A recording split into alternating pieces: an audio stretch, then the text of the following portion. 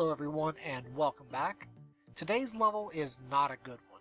While it's another fairly interesting desert setting, at the end of the day it's just a bad level. I wish I could be more articulate about it, but there's not very much I like about it and I can't really point to any one reason like I could with Silhouette Sunset.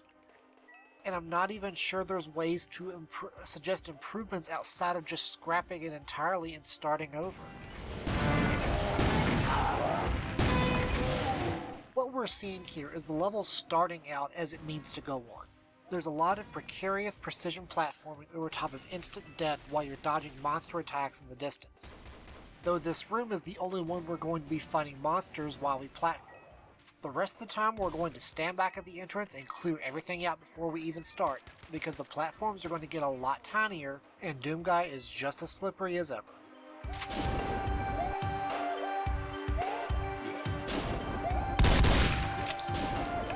One of the high points of this level is the weird 80s synth-style music going on. It has the feel of call-holding music, and that's actually not a bad thing.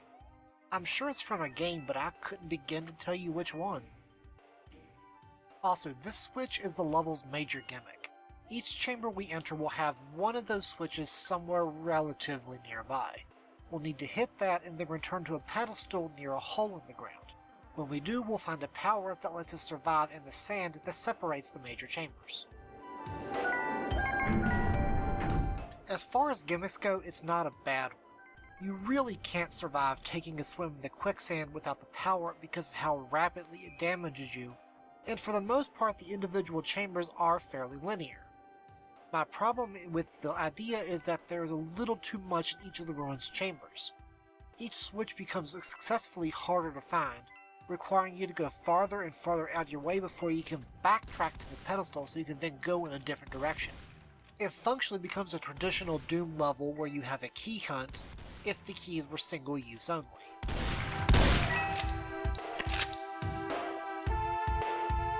I think one of the most damning things about the level is that the cool ruins aesthetic very quickly becomes an excuse to have razor-thin platforms that you need to land on.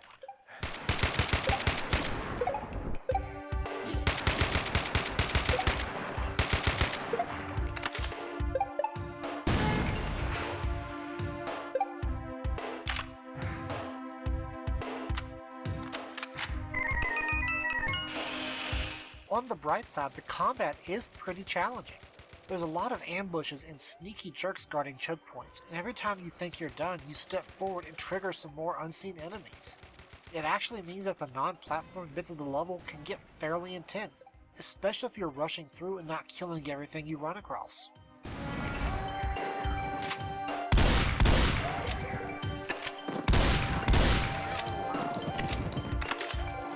This is exhibit one of many of why I think platforming in this level is extremely weak. The bullet launchers are whatever, but look at the size of some of these platforms. It's also challenging, but decidedly in a not good way.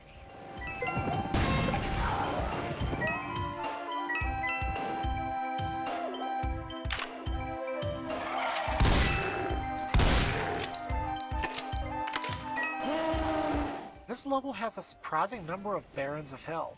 There's more than any other level we've seen up to this point, and it's really nice seeing the big mini-bosses being brought out more often. And while my memory of the levels after this one is fading, I don't really remember them being this common again on the normal difficulty, which is a real shame. Sometimes you can skip over the tinier dangerous platforms, and sometimes you bunk your head on the ceiling. But hey, you miss 100% of the shots you don't take.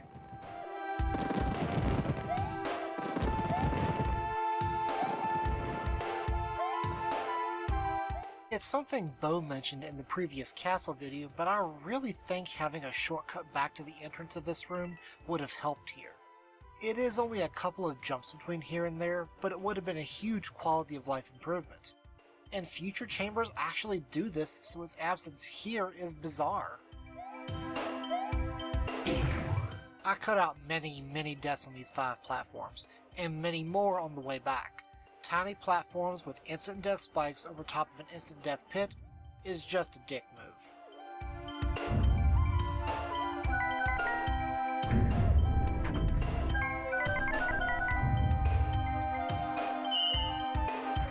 won't find the last big coin until the final chamber of the level. It's so weird having 2 big coins before we find the first checkpoint. Those other paths we could have went down only have coins in them. The quicksand protection sphere doesn't last long enough to get everything, so don't worry too hard about exploring every nook and cranny.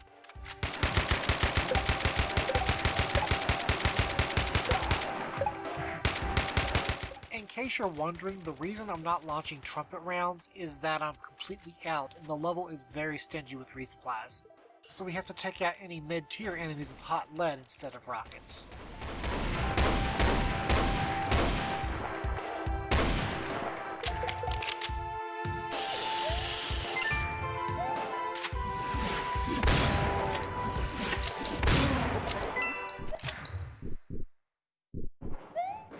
The path off to the left is the shortcut back from the sphere switch.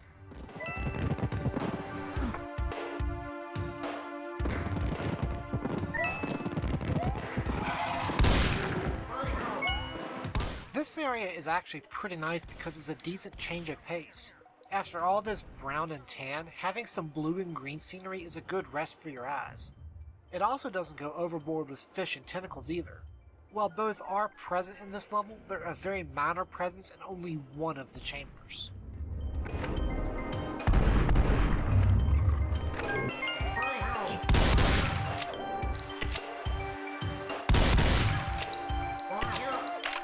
While falling off these platforms is not instant death, it is very annoying to climb back up and try again. And I fell off of them. A lot. So I just cut out all the failures.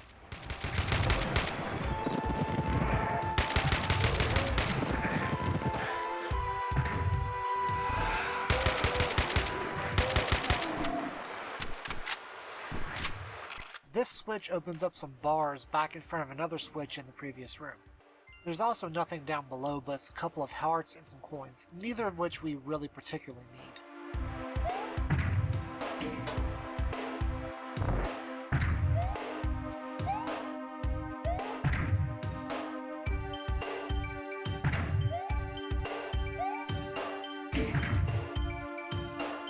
With the water level rising, we thankfully don't have to wait for the spikes on the way back. I'll go ahead and count this as a shortcut back because we can just swim over or around all the platforming we had to do to get up here.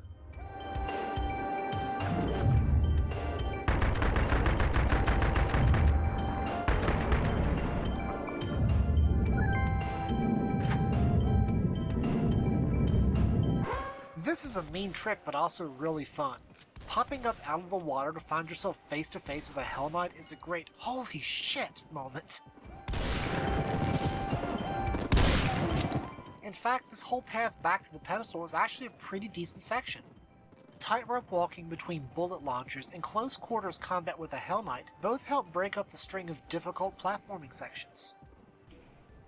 And like I said, there's even a shortcut back from the sphere switch. While I would hesitate to call this section good, this was a well-designed chamber on the whole.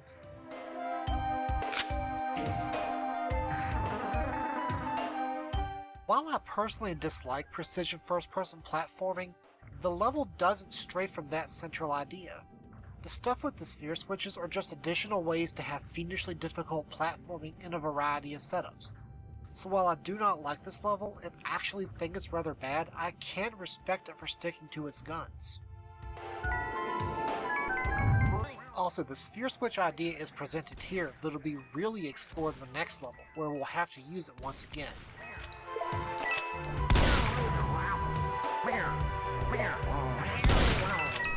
I don't believe I've ever seen a mummy infight with another enemy before. I guess nobody likes being shot in the back by sniffets.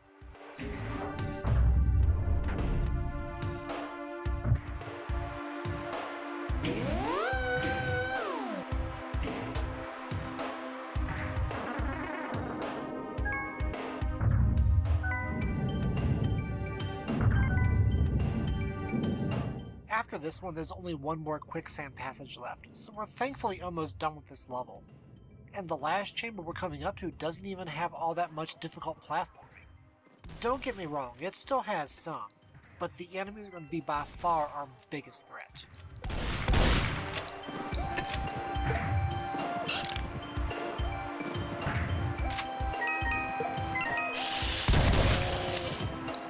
The platforms are larger, but half of them are covered in retractable spikes.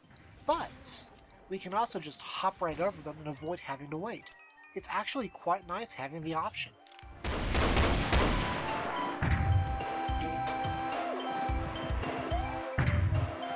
It's as easy as that. The jumps are still treacherous, but doing them this way lets you take them at your own pace. You also wouldn't believe how many deaths I had to this set of enemies coming up. It actually puts to shame any of my statements from the last video regarding getting good at Doom.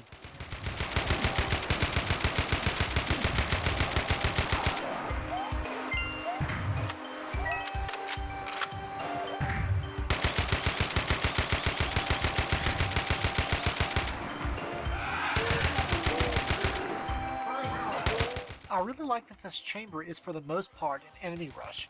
It gives you a chance to blow off some steam with a bunch of enemies and only some token elevation changing platforming. It does, I feel, help bring up the tail end of a pretty weak level.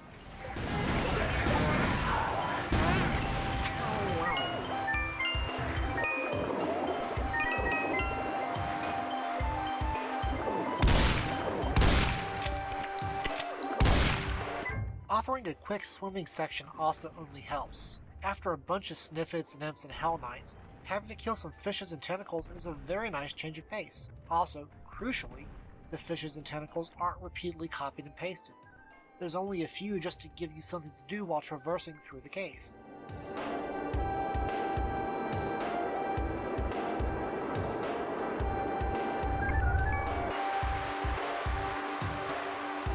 The last switch is just up here, so we're very nearly done with the level.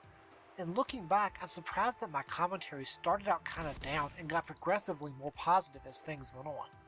I believe by now I've said all that really needs to be said about the platforming across tiny platforms brimming with instant death spikes. I firmly believe that the level leans too heavily on precision platforming as a core gimmick. I think that the quicksand bits could largely be removed without negatively affecting the level overall. And while the idea of summoning a single-use power-up with a switch is novel, I don't think using it to pass through effectively single-way corridors is a great use of the gimmick. I think overall the level is pretty forgettable. In fact, give me 3 days and I doubt I'll even remember it exists. Silhouette Sunset sticks in your mind because it's so striking. This level though, I doubt you could tell me the name without even looking at the video title. I sure can't, and I have a folder with its name open staring me in the face.